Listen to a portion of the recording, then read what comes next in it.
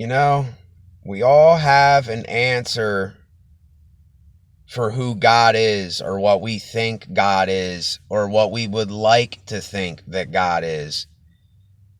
But the thing is, if there is a God, then God does not show who God is.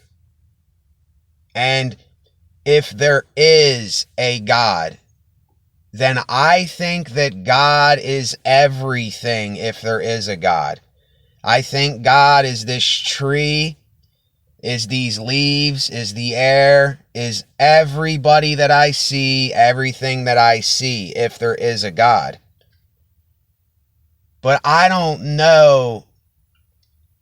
I really question whether if there is a God, if God is this being, like an entity or like a form, of some kind. And I don't know. I don't know what God is, if there is a God. I'm just saying what I may think. I don't know. But here's the thing. If there is a God, God stays hidden from us. I don't care what anybody says. God has never talked to you. God has never spoke to you. God has never showed itself to you, whatever God is. And we assume so many things about God, what we think God is. But here is the truth. There's so many examples that I can use with this. I mean, the list just goes on and on and on. People dying in tsunamis every day. The death camps in World War II. So many other atrocities that have happened. God was nowhere to be found when those things happened. And we try to justify these acts by saying, oh, well, they suffered for a little. Now they died. Now they're in a better place. Now they're with Jesus and God and Allah and Buddha, or whatever name you want to put to it. But the point of the matter is that God still allowed these atrocities to happen. And if I was God, there is just no way that I could sit and watch these things take place. I know that I am evil, and I know that I am good, and I know that I'm everything in between. No, I'm not evil to the point where I want to go around killing and hurting people. I'm not talking about that kind of evil. And I don't even know if I want to use the word evil. I'll use the word bad. Because how many of us watch a movie that has bad stuff happening in it and we call it good? I'm trying to get people to honestly take a brutal, honest look at the hypocrisies and contradictions in this life that we are all a part of, and if there is a God, God is a part of. There's so many things. Everything is a contradiction. The seasons is a contradiction. There's so many things I could use. I can't think of every example right now, but those are just two of them. You watch a bad movie and you call it good. And there's so many other things. I can't think of certain examples, but, we say that we hate something or we don't like something, then we end up liking it over time. Like I used to say, I hate the Chicago Bulls and I hate Michael Jordan and Scottie Pippen and them. Now I kind of like them, that I look back. I used to say, oh, I hate history in school. Now I like history.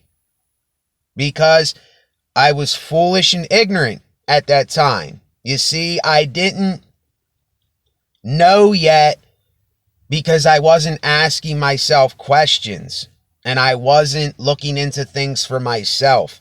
And I was just foolishly and ignorantly speaking about stuff that I knew nothing about.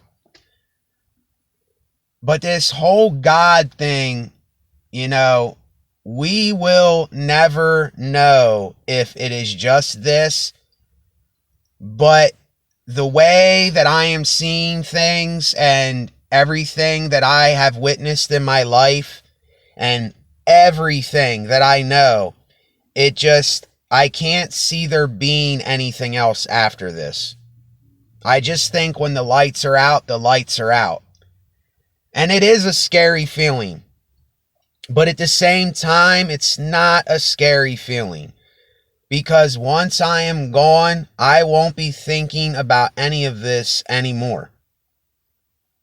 And I have a video slideshow named 2020 The Chaotic Going, Born to Die.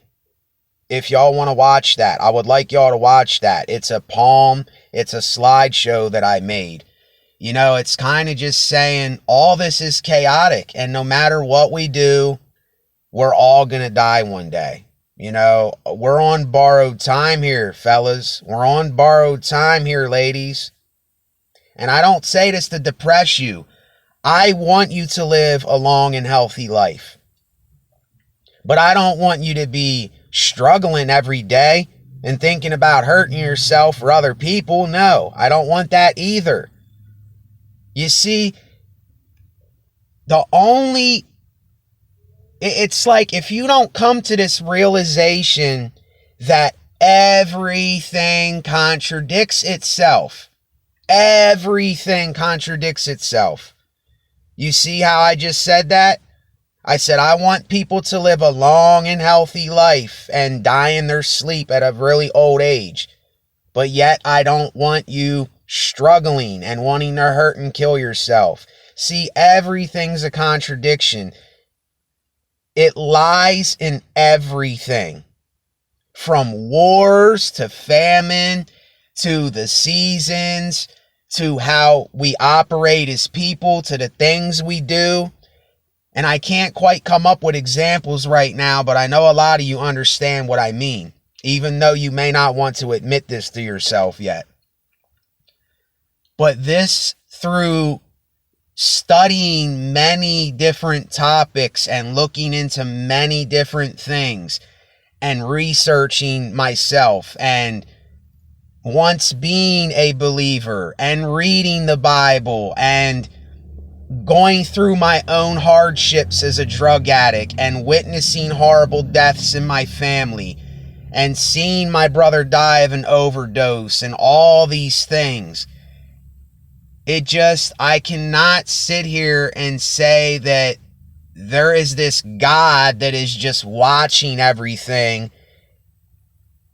and is just sitting there not doing something or doing something. If there is a God, God is not here, or God is in everything that we see. And that's what it is. It is the reality that we live in. I don't see it as this judgmental guy in the sky or this judgmental being that's pointing the finger or saying this is evil or this is good. Because everything's a contradiction. So that's why I'm always going to be the equalizer in everything. I look for the balance. I'm looking to be here, right in the middle of everything. I don't want to be over here or over here. And this is what I'm going to keep talking about with y'all, because until we realize this, we're not going to have the freedom. I don't think we're going to have the freedom to just be human and to be ourselves and to really accept things for how they really are. We're going to keep beating around the bush. We're going to keep playing this game like we know what we're talking about and we know what we're saying because our pride and our ego thinks it knows what it's talking about and saying, and it doesn't know shit. You don't know shit. I don't know shit. We are just humans that were born. We are here. We are witnessing reality. When we die, we're dead. Or there's something that happens after we die. But what happens? Like this, it makes no sense. Like, if we go to this paradise, why wouldn't we just go to paradise right away? If we're going to be given a new mind and a new body, why couldn't we have just got that right away? You know, why go through all this? Why go through all this monotony and chaos and, you know, the same thing every day? Why? And that's why I tell people, do what makes you feel good. Do the things you want to do and have fun. Because what else is there to do? Sit here and linger in my shit all day, or blame other people and choose sides and, you know, say, oh, I'm better than this person or worse than this person. Do you see how just crazy this thinking is? It's like, where are you getting? You're getting absolutely nowhere with this type thinking. So you might as well enjoy yourself. You might as well make the best of your day, however you can do that. And I understand that all days are not going to be like that. I understand that now. But there's just way too many of us assuming shit and thinking that we know what we think that we know.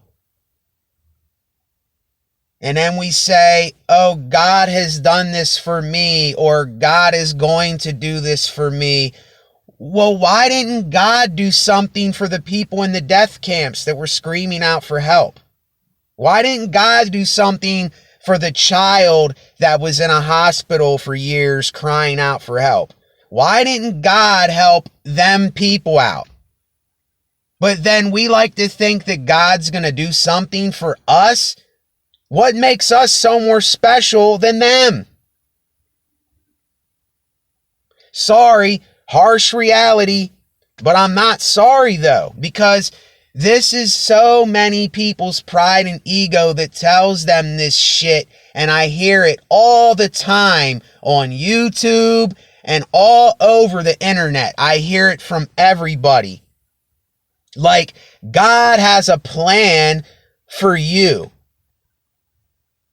Well, ain't that showing favoritism? If God has a plan for you, but not for me? Do you see the absurdity in this message and this thinking? And if we could all come to realize that everything's a hypocritical contradiction and we are contradictions, then we will stop judging and pointing the finger at each other. Do you understand this?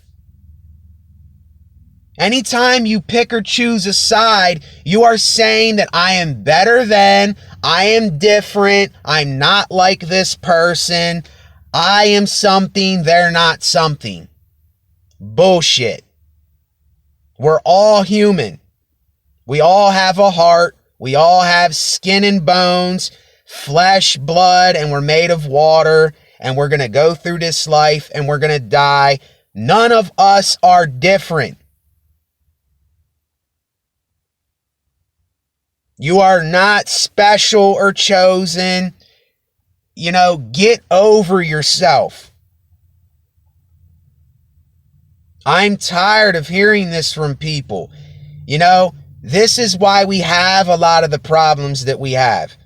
Because all of us are trying to be better than someone, or look better, or do something. Oh, I'm not doing this thing that they're doing, I'm doing this. You know, I tell you to be your individual self. But when you're taking and choosing a side, it's hypocritical, because you are the hypocrite when you do that. When you choose a side and you take sides of something, you're a hypocrite, because you're not always going to be that thing that you're choosing. And I know a lot of you don't understand the message that I speak, but all I can do is keep talking about it.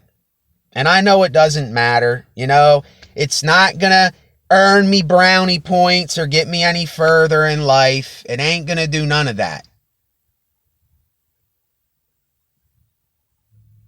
So, you know, but yet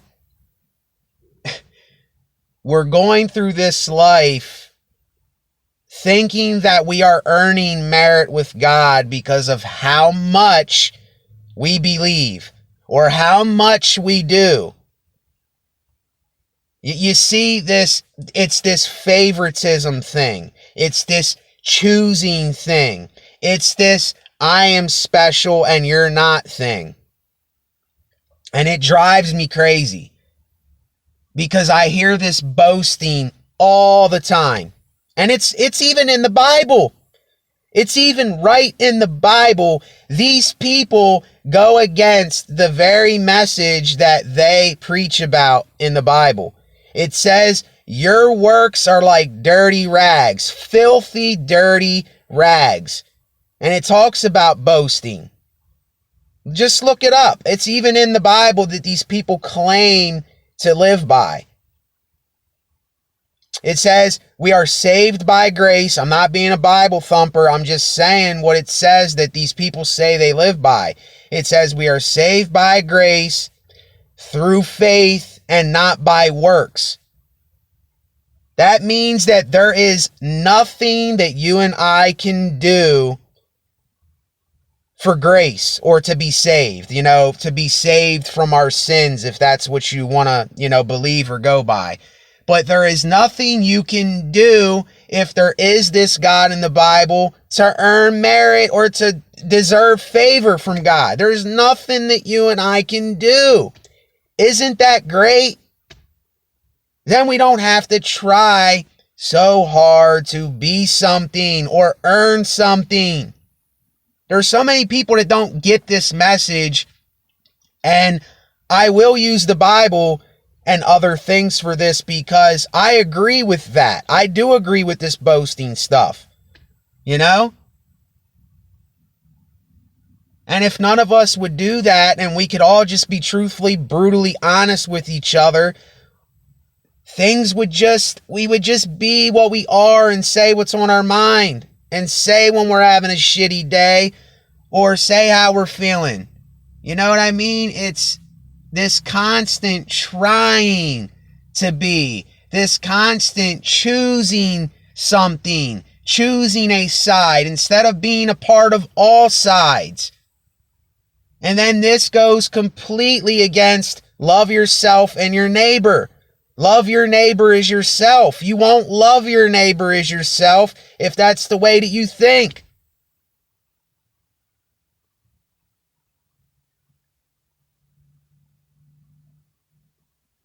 So it is what it is. I'm going to leave it at that. If you're having a crappy day, then you're having a crappy day. Talk about it. Do